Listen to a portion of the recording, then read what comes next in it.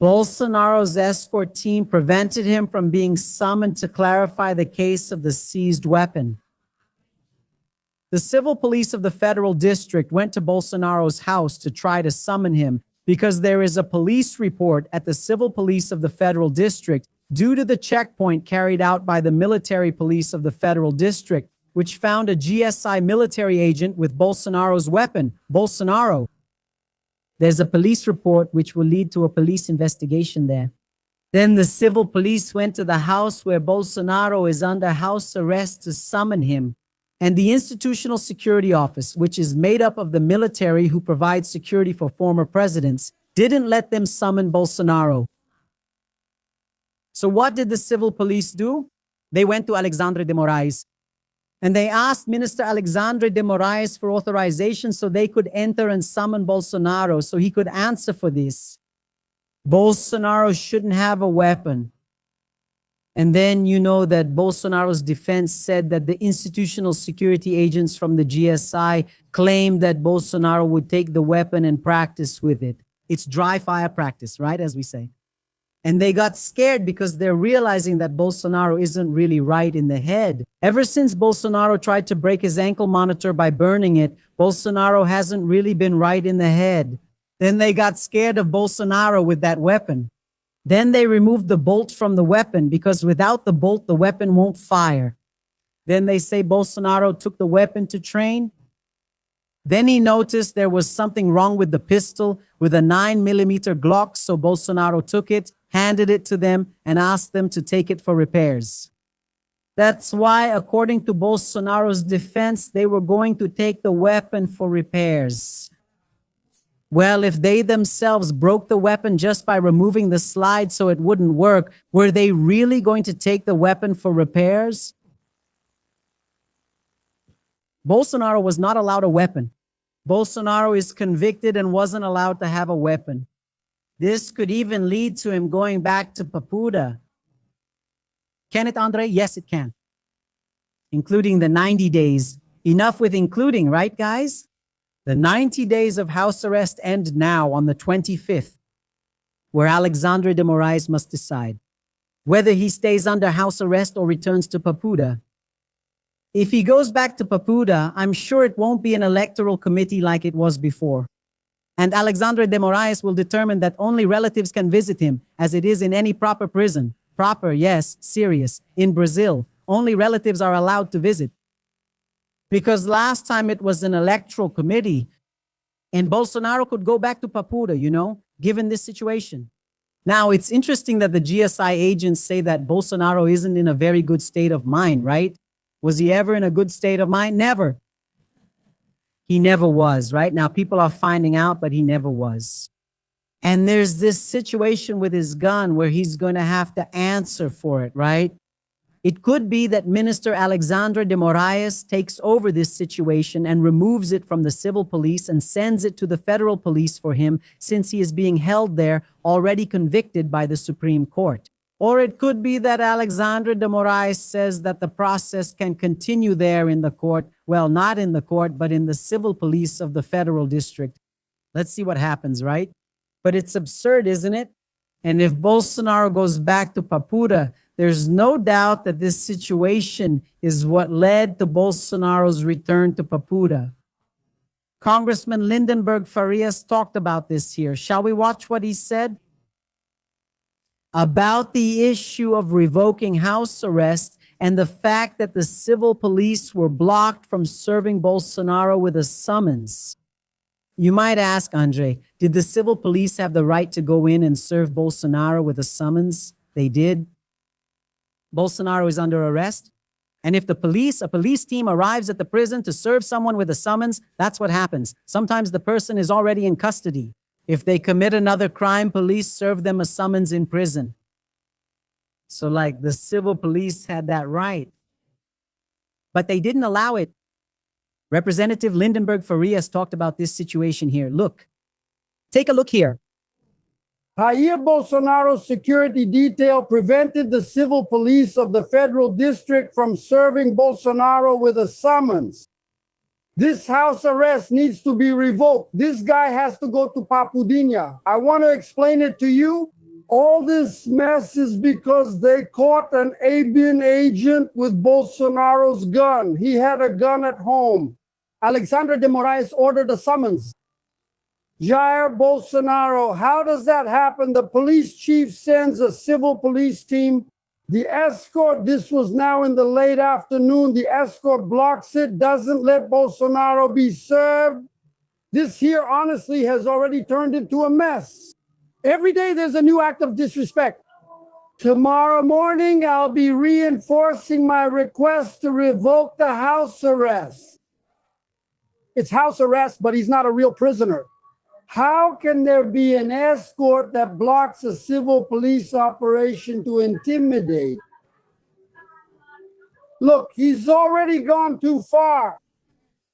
It will be demoralizing for the Supreme Court if Minister Alexandre de Moraes does not revoke Jair Bolsonaro's house arrest. He has to go straight to Papudinho.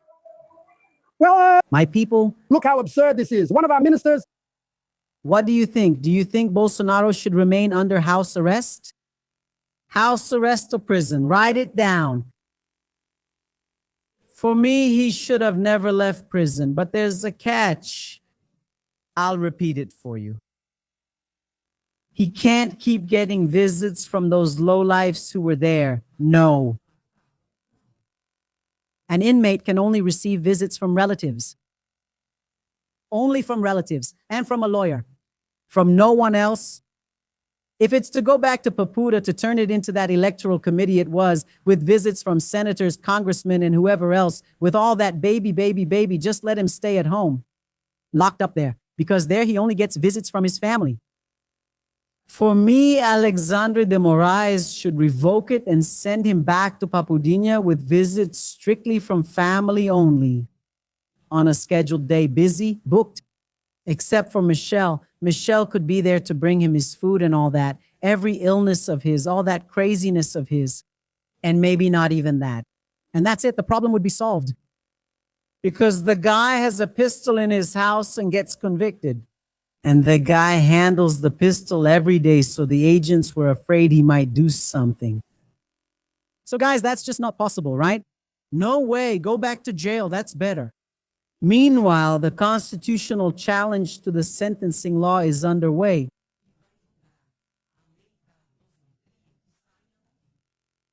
Do you remember the sentencing law that establishes reduced sentences for Bolsonaro, for the coup groups, and for the January 8th crowd? Do you remember that?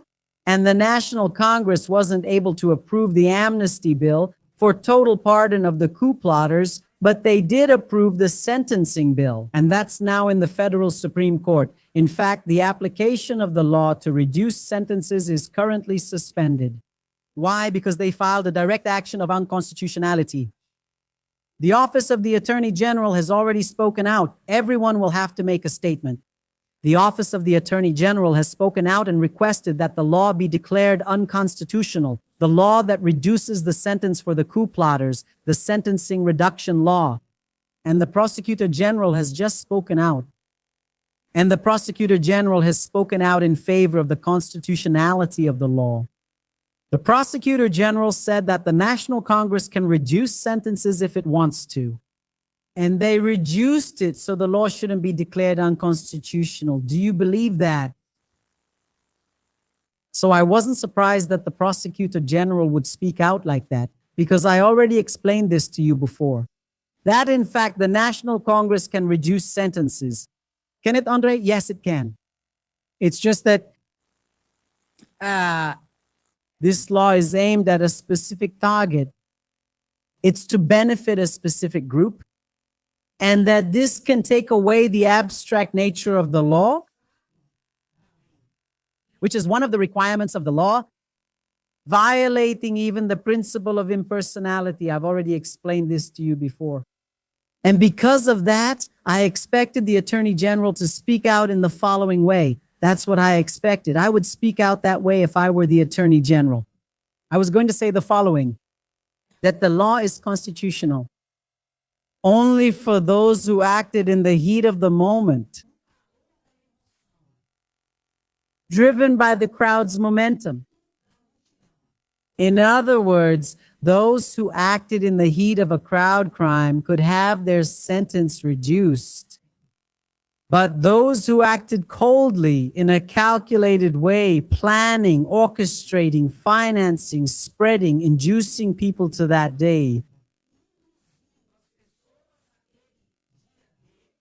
and it was just a consequence of a series of acts that had been previously connected, spread, disseminated, financed, incited by the groups, notably by the crucial group of Bolsonaro, Braga Neto, General Heleno, and all those we already know by heart.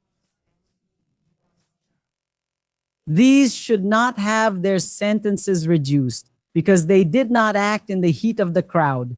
They acted in a cold and calculated manner. But those who had acted in a crowd event, could have their sentences reduced. I expected the Attorney General to speak out in this sense because I would have spoken out like that.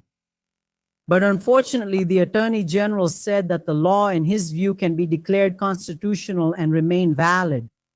Do you believe in such nonsense? Look here. The Attorney General opposed the suspension of the sentencing guidelines law in the Supreme Court. Andrea Goncalves, what does that mean? It means that the Supreme Court will decide. It doesn't mean that the Supreme Court will decide the way the Attorney General thinks. This matter will not be decided by the first panel of the Supreme Court. It will be decided by the full bench of the Supreme Court. It's a process that most of the time is long. Direct action of unconstitutionality, which is part of the concentrated control of constitutionality. And it has a very heavy theoretical constitutional framework, right? Where everyone has to express themselves. Everyone. It can even include, for example, amicus curiae, entities and other parties that can also request to express themselves in the process.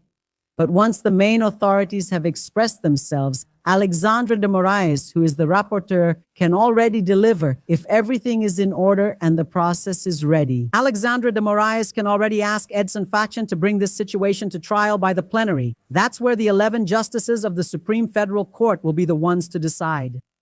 The opinion of the Attorney General is not binding, it's not mandatory, it's advisory. May or may not be followed by the Supreme Court, like the Brazil's Federal Legal Office, which sought to declare this sentencing law unconstitutional and overturn it, ensuring no one's sentence is reduced. It is also advisory and not binding, not mandatory. The ones who will decide are the 11 justices of the Federal Supreme Court, and I sincerely hope that the decision will be in line with the thesis I presented to you, which is the fairest and most constitutional position. Because, as I said, whether we like it or not, the National Congress can reduce sentences. But in this specific case, the sentence reduction, for me, would be restricted only to those who acted there, who were used, manipulated, and literally led like cattle, and then abandoned by the Bolsonaro supporters. On January 8th, they would have a reduced sentence. But what about the crucial groups, the leaders, the masterminds, and the financiers? No. I hope that is the understanding of the full bench of the Federal Supreme Court, which, I repeat, still does not have a date set for the trial. Obviously, we will be following everything, and I will bring all the information to you here, explaining everything to you. And what do we want? Justice.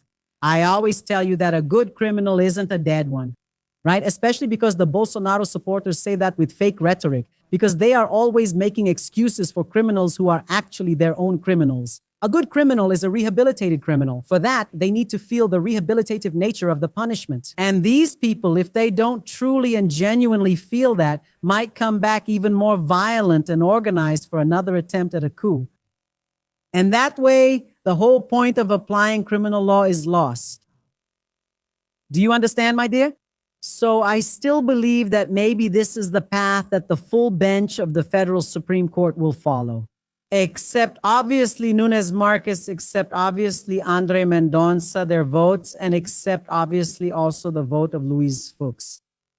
But I hope the others will be more or less along these lines. Meanwhile, the Supreme Federal Court is also studying a strategy to avoid those so-called bombshell agendas that are happening now in the National Congress, notably gathered there by Davi Alcolumbre in the federal Senate, in which they are approving several bills that generate expenses for the federal government. But they don't include in the proposal the source of funding where the revenue will come from for the federal government to pay this bill that they are creating through the approval of laws. This is unconstitutional, folks. This is already in the federal constitution. Any bill in your municipality, in your state, or at the federal level that generates expenses for the executive, the proposal must have this in its justification and attached to the bill. The source of funding. Where will the money come from to cover this expense? If this is not included, the projects approved in city councils, legislative assemblies, and the National Congress are absolutely unconstitutional. This is in our federal constitution. But even so, the federal Senate, led by Davi Alcolumbre, is approving a bunch of laws creating expenses for the federal government. And they don't say where the money to pay for it will come from. Now, Edson Fachin is proposing the creation of a precedent statement in the Supreme Federal Court, which is the following. By taking these laws to court, these laws that are being approved, these proposals going to the Supreme Federal Court, a direct action of unconstitutionality will be filed, and the Supreme Court will overturn all these laws, these explosive measures that are being approved by Davi Alcolumbre. The law by the Senate, notably led by Davi Alcolumbre, they will overturn everything. But sometimes the proposal doesn't take long. By the time a final decision is reached, the mess, the wear and tear, the expenses, and the budget breakdown have already happened. So Edson Fachin is creating a summary to prevent this delay. And one more message to the National Congress. Look, if you do this, we will overturn it. You know we will overturn it. You are being irresponsible. You are deceiving the people who are interested in these situations. They are being deceived. And no, so we will find a way to approve a summary for the process to be quick. That's what's happening. The worst National Congress I've seen in my 52 years of life is this current National Congress. There is no fiscal responsibility, no budgetary responsibility, no political responsibility, no social responsibility.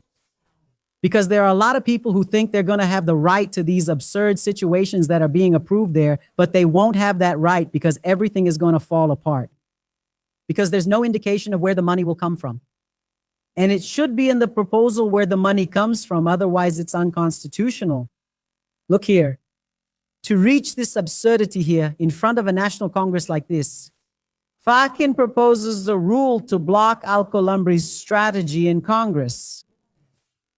According to government sources, the text being discussed in the Supreme Court would also have a political effect by reducing the margin for using controversial issues as a strategy of the Senate President Davi Alcolumbre to pressure and wear down the government in Congress by imposing prior requirements for impact and fiscal compensation.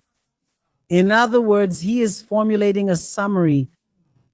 I believe it is even a binding summary, because in the Supreme Federal Court, there are summaries that serve as guidelines for the court's own decisions. And there are binding summaries, which are mandatory summaries that establish the understanding of a certain matter in a mandatory way for the entire Supreme Federal Court and for the entire Brazilian judiciary. And I believe it will be a binding summary, where the Supreme Court is already waiting for the Attorney General to express their opinion, and after the Attorney General's statement, this should go to the plenary of the Supreme Federal Court, and this summary will be approved, which will be another tool to speed up the overturning of these laws that Davi Alcolumbre is leading, which are unconstitutional laws, that he is approving to bring political and social wear to President Lula. And according to Malor Gaspar from Globo, Davi Alcolumbre is doing this because Lula said he will not interfere with the federal police. And whoever is involved in the Banco Master fraud will be held accountable. And by all indications, Davi Alcolumbre is involved, so much so that Daniel Vorcaro, in his latest attempt at a plea bargain for the first time, said that it was a bribe payment, both for Ciro Nogueira, former Bolsonaro chief of staff and senator, and also for Davi Alcolumbre. He said, Vorcaro, that he paid 155 million reais in bribes to Davi Alcolumbre in this latest plea bargain attempt, which was rejected because the police and attorney general's office realized he is leaving out other names and situations.